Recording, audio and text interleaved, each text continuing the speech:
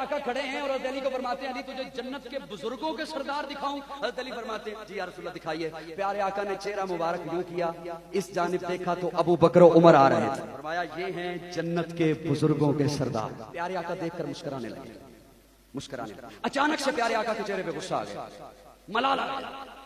اب حضرت ابو بکر دیکھ رہے ہیں, حضرت عمر دیکھ رہے ہیں, وہ بھی مسکرا رہے ہیں, حضور بھی مسکرا رہے ہیں. جیسے ہی حضور کے چہرے پہ غصہ آیا ابو بکر پریشان ہو گئے, قریب آئے, سلام کیا, سلام کا جواب ہوا.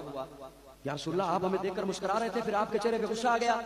پیارے آقا فرماتے ہیں میں تمہیں دیکھ کے مسکرا رہا تھا, پھر مجھے کچھ فاصلے پر یا تمہارے اور میرے درمیان میں مجھے شیطان دکھائی دیا, جو رب سے معافی مانگ رہا تھا, دہائی دے رہا تھا, اللہ اللہ مجھے پتا ہے تم نے مجھے جہنم میں پھینکنا ہے, اللہ میں جانتا ہوں میرا ٹھکانہ جہنم ہے, لیکن اللہ میں پناہ مانگتا ہوں مجھے اس گڑھے میں نہ پھینکنا جس گڑھے میں ابو بکر و عمر کے دشمن کو پھینکے.